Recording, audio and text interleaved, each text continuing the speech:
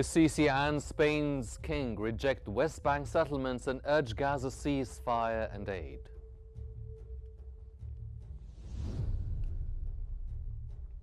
Jordan's king and Qatar's emir hold talks in Amman, vow solidarity and stress support for Palestine.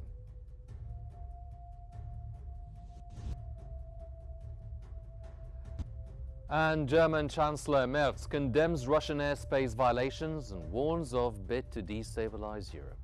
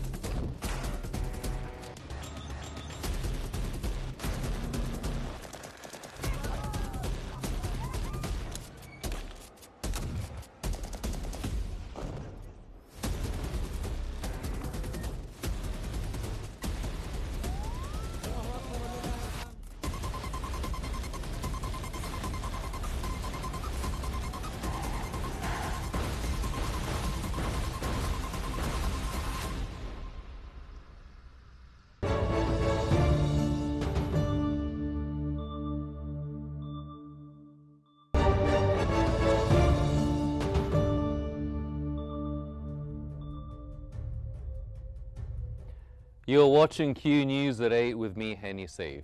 And in the news today, Egypt's President Abdel Fattah al-Sisi and Spain's King Philip VI have jointly rejected Israeli settlement expansion in the West Bank, stressing the urgent need for an immediate Gaza ceasefire, the release of detainees, and unimpeded humanitarian aid.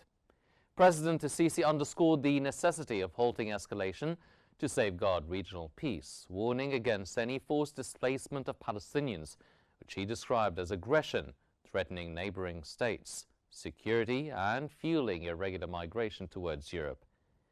He cautioned that the political horizon for resolving the Palestinian cause is under grave threat amid Gaza's devastation, while praising Spain's principled support for peace, justice, and the Palestinian cause.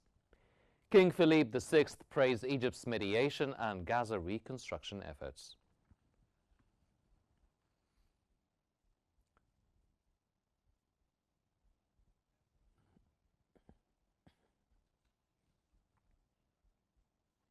Egypt's Foreign Minister Badr Abdel has warned that Gaza is facing a humanitarian catastrophe due to Israel's aggression, accusing Israel of deliberately manufacturing famine and weaponizing starvation against civilians.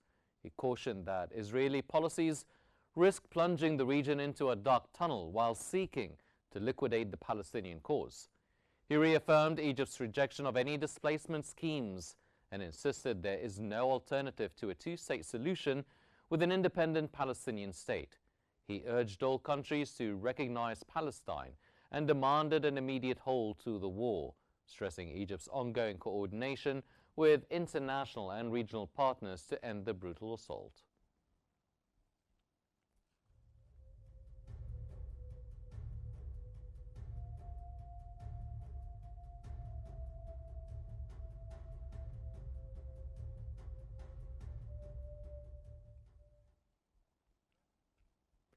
Egypt has welcomed the findings of the UN Independent International Commission of Inquiry, which confirmed that Israeli occupation forces committed genocide against Palestinian civilians in Gaza.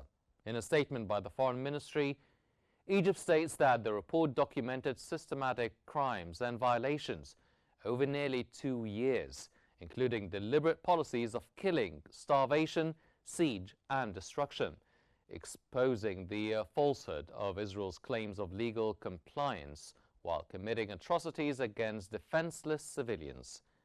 Egypt urged the international community to act urgently to end Palestinian suffering, ensure accountability under international justice, and support the restoration of legitimate Palestinian rights through the establishment of an independent state on the June 4, 1967 borders, with East Jerusalem as its capital.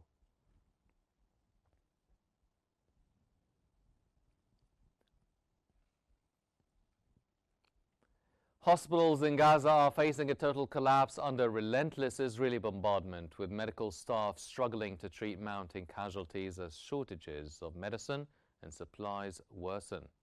The United Nations says only 3 of its 6 medical points in Gaza City remain functional, while doctors warn of a health catastrophe. Despite Israeli evacuation orders and heavy strikes, hospital staff and the World Health Organization insist they will stay with their patients. Survivors describe being pulled from rubble as families are torn apart by the violence.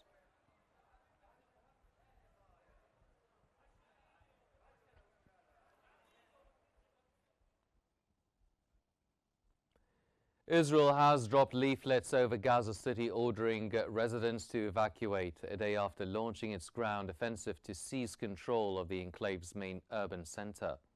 Children were seen collecting the leaflets, while some residents said they would not leave. At the Shifa hospital, families mourned loved ones killed in Israeli strikes. Israel's military says it is opening an additional evacuation route for 48 hours as it seeks to clear the city of civilians and fight Hamas combatants. But hundreds of thousands remain in Gaza City, many too fearful to move south due to bombardment, dire conditions, and fears of permanent displacement. Israel says it is targeting Hamas while avoiding civilian casualties.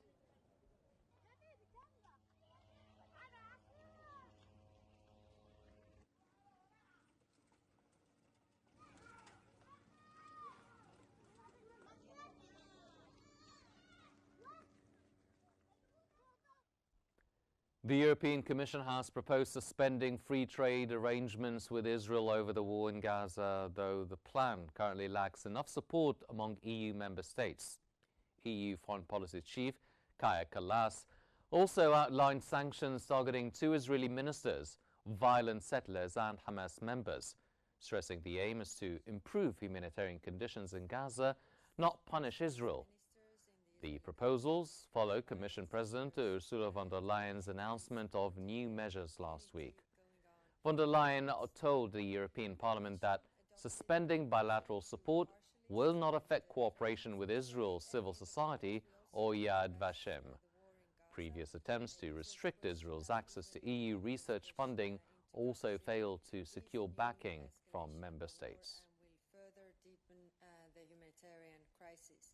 Today, I presented a robust package of sanctions of Hamas.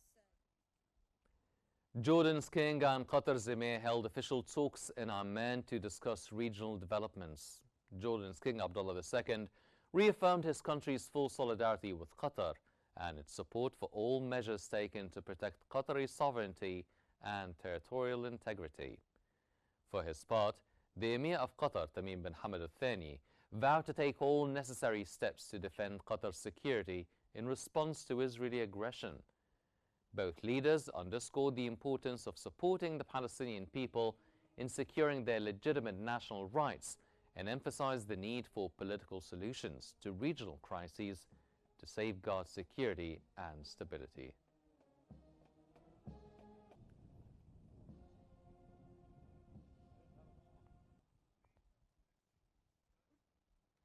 For better understanding, we now move to Rehem Morsi in our newsroom. Rehem. Thank you, Hani. To help us analyze this meeting, we're joined from Cairo by Osama Saeed, Al Akhbar newspaper editor-in-chief. Thank you, sir, for joining us here on Q News.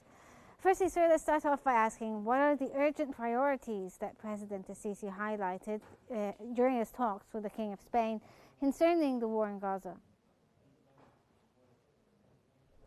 Of course, the priorities that the President Abdel Fattah al-Sisi has reaffirmed in his meeting with the King of Spain is stopping this genocide and brutal war from Israel's side against the Palestinian civilians in Gaza, and also providing urgent humanitarian aid that will help with their suffering that they are facing right now. That because of Israel's seas, and they are now taking the aid and blocking it to punish the Palestinians, and he also mentioned in the meeting about the importance of a unified, strong international stance when it comes to the Israeli attacks on the neighboring countries, and he also reaffirmed the importance of a two-state solution as the only peaceful outcome to have peaceful relations between Israel and the countries in the region and to reach a ceasefire. And also, he talked about the bilateral relations between Egypt and Spain. Well, sir, now President Sisi has long warned against the displacements of Palestinians since, the onslaught on Gaza, including during this meeting as well. And he talked about the regional and international threats. What sort of threats did he associate with these actions? How can this affect the region as well as international politics as a whole? Of course, Egypt's stance about the displacement case is very firm from the very first second of this catastrophe, because Egypt realizes the threats of Israel's plans to displace the Palestinians. First of all, this will not be temporary, it will be permanent. That will settle the Palestinian case once and for all by getting rid of the Palestinians and taking over what's left of the Palestinian land. And second point is Egypt, when it comes to the plans, Egypt can see that this is threatening also the safety in the region, especially Egypt and Jordan that are and the plans are targeting displacing the Palestinians. And the third point here is that the displacement will lead to a full-on regional war, because by doing this and through these plans, Israel is making enemies of the neighboring countries, and they are breaching all the international laws and the truces, especially with Egypt and Jordan, because these agreements and truces have a law that says that they cannot be striked. All the countries that have signed to this, and so they can't strike them. So this is threatening the safety and stability of the Egyptian and Jordan lands. And also Egypt thinks that trying to displace the Palestinians even to other regions other than the Middle East will lead to illegal migration, and other countries, even the European countries, will be affected by this, and the international and regional stability and safety will also be threatened. And so Egypt has had only one opinion about the displacement, and they have been counterattacking them basically through humanitarian aid or putting a plan that has been implemented in the Arab countries and internationally too, to save the Gaza Strip. And also we have diplomatic rules about the importance of counterfacing. So, sir, what kind of unified stance or recommendations that the Egyptian and Spanish leaders may express or have expressed regarding the Israeli settlement activity and the military practices, not just in Gaza, but also in the West Bank? One of the points that the President Abdel Fattah Sisi and the Spanish king talked about is being on the same page. They were on the same page here when it came to building new settlements on Palestinian lands that will need taking more and more of the West Bank and from the Gaza Strip and using them as for their own, and to build their settlements on. And the two leaders reaffirmed that any tries from Israel's side to take over the Palestinian land is against the international law and against the sovereignty of the country, and it needs to be faced by international organizations and the countries that realize how dangerous what the Israelis are doing it, and what this extremist country is doing, that put the settlement on top of its priorities and objectives list, and it is using USA's unlimited support to escalate things and to widen their operations. And so the two leaders talked about the importance of a unified international stance and having plans to reach a ceasefire and stop Israel from taking more land. So in what way did King Felipe VI of Spain acknowledge Egypt's role when it comes to de-escalating the situation in Gaza and the crisis unfolding there, as well as leading the reconstruction efforts? The Egyptian role is really, really appreciated internationally, especially in the last few months. Looking at what Egypt has been doing, either when it comes to truce negotiations or trying to get back the peace and safety regionally, also working on providing the Palestinians with the humanitarian aid. And this is not the first time that Spain has praised Egypt. It is not the first time. It has been done through the president and minister, and the prime minister has talked about this before, and he visited the Rafah corridor. He stood there. He saw the efforts that Egypt has been putting to help the Palestinians and the people in the Gaza Strip, and this Spanish recognition shows how supportive Spain is of the Palestinian case, and how they are absolutely refusing what's happening and trying to also reach a human agreement and to get the rights back to those who deserve it, and building a sovereign Palestinian state. So this is from Spain's side, and they have also condemned Israel's actions. Okay, from Cairo, that was Osama Saeed, the Akhbar newspaper editor-in-chief. Thank you for joining us. And now we go back to Hani Saif in our studio. Thank you, Rahim. Ladies and gentlemen, now let's head to the latest developments on the Russian-Ukrainian war.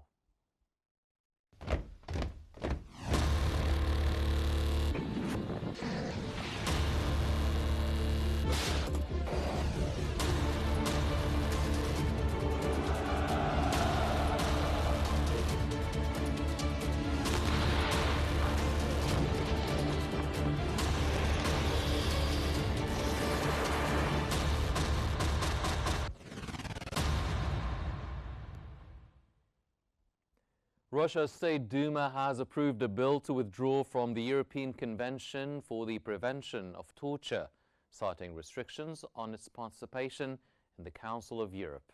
Lawmakers said Moscow could no longer fully engage with the Committee for the Prevention of Torture and Inhumane or Degrading Treatment after the Council of Europe blocked Russia's involvement.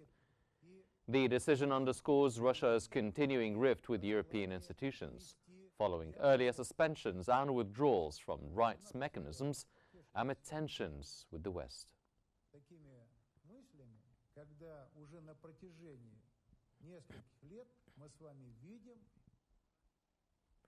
The Kremlin says it supports reforming the United Nations Security Council, but admits reaching consensus among member states is almost impossible. Kremlin spokesman Dmitry Peskov said Russia has long backed adapting the council to modern realities.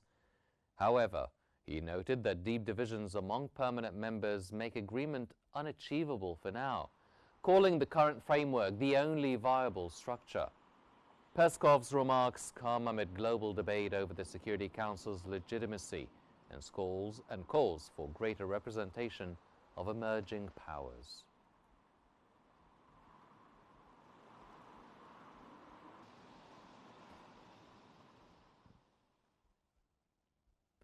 German Chancellor Friedrich Merz has condemned Russia's airspace violations over Poland and Romania, warning they are part of Moscow's attempts to destabilize Europe.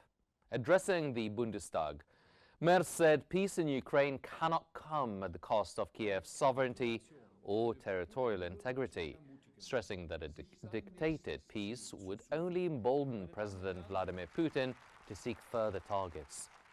The Chancellor also announced upcoming visits to countries outside the transatlantic region to push for new trade deals, saying expanding partnerships is vital for Germany's export-driven economy.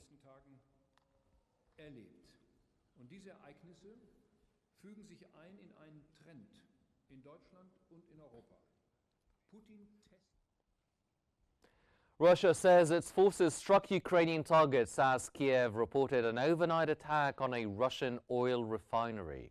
Moscow's defense ministry said on Tuesday its forces hit Ukrainian positions in Sumy, Kharkiv, Donetsk and Zaporizhia, destroying fuel depots, logistics hubs and drone sites. Ukraine's military, meanwhile, said it struck the Saratov oil refinery in southwestern Russia, causing explosions and a fire at the facility. The site, Kiev says, supplies petroleum products to Russian forces.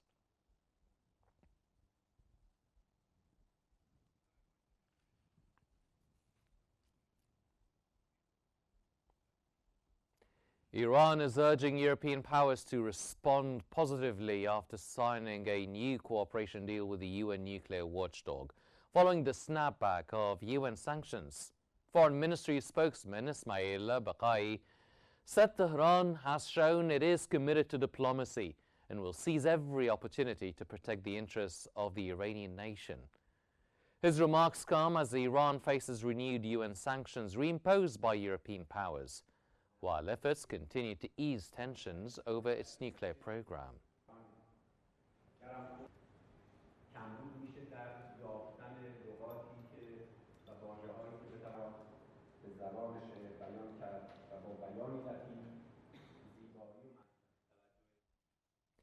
In Nepal, thousands of inmates who escaped during riots in Kathmandu are now returning to prison voluntarily. Days after the collapse of the government, police say around 5,000 of the 13,500 prisoners who fled amid the unrest have surrendered, with many choosing to return on their own. Families of inmates are calling for leniency, arguing those who surrendered should receive reduced sentences. The mass jailbreak followed violent riots that toppled Nepal's government, leaving the prison system in disarray. Authorities are still searching for thousands who remain at large.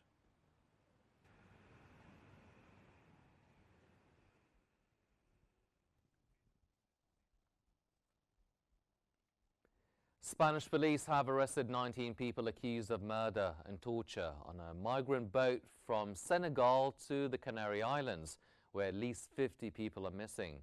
Authorities said the vessel carried around 300 migrants on an 11-day journey, during which dozens are believed to have been thrown overboard. Police allege these suspects brutalized passengers, leading to deaths and disappearances at sea. The case highlights the extreme risks migrants face on dangerous Atlantic crossings towards Europe.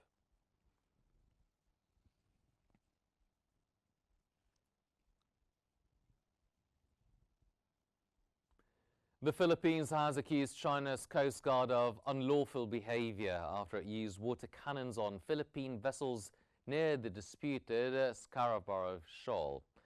The incident, which occurred on Tuesday, involved over 10 Philippine ships engaged in a resupply mission for more than 35 Filipino fishing boats, according to the Philippine Coast Guard. They reported aggressive actions by 9 Chinese vessels. China's Coast Guard claimed the Philippine vessels had illegally invaded Chinese waters, a charge Manila strongly denies. The confrontation comes days after Beijing announced plans to turn the shoal into a national nature reserve, a move experts say could escalate tensions.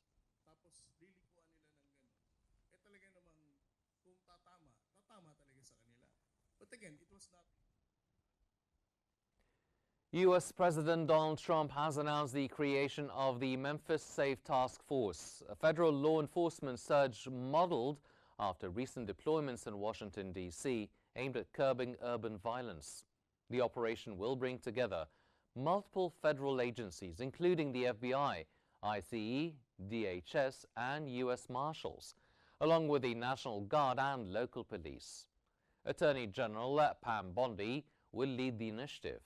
Trump said a similar task force is planned for Chicago as part of a broader crackdown that casts violent crimes as a national emergency. Trump defended the efforts as a necessary step to restore law and order, saying we cannot allow our cities to descend into chaos.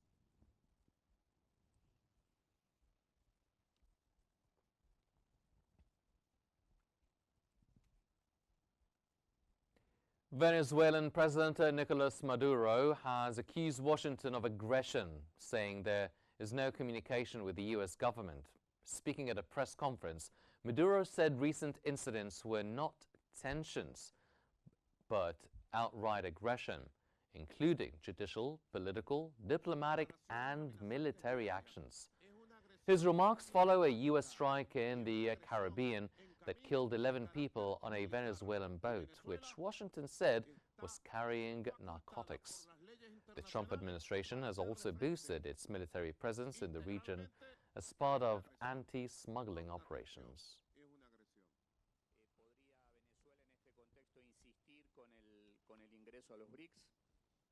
Hoy puedo anunciar que las comunicaciones con el gobierno de Estados Unidos están deshechas por ellos, con sus amenazas. Britain's eccentric black pudding throwing championships have returned to Ramsbottom, with competitors hurling sausages at Yorkshire puddings. This year's title went to Ged Flanagan of Salford, who finally triumphed after years of near misses. The quirky contest sees black puddings wrapped in nylon stockings tossed underarm at a plinth stacked with 12 giant Yorkshire puddings. The event blends history, humour and northern pride, with origins said to date back to the 1500s War of the Roses, when rival sides ran out of ammunition.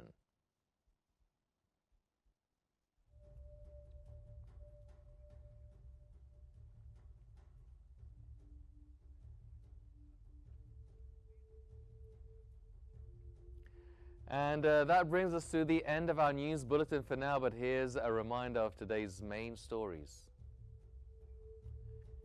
Sisi and Spain's king reject the West Bank settlements and urge Gaza ceasefire and humanitarian aid.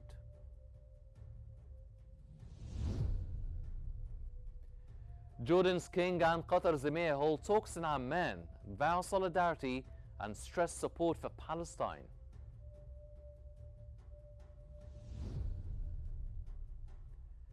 And the German Chancellor Merz condemns Russian airspace violations and warns of a bid to destabilize Europe.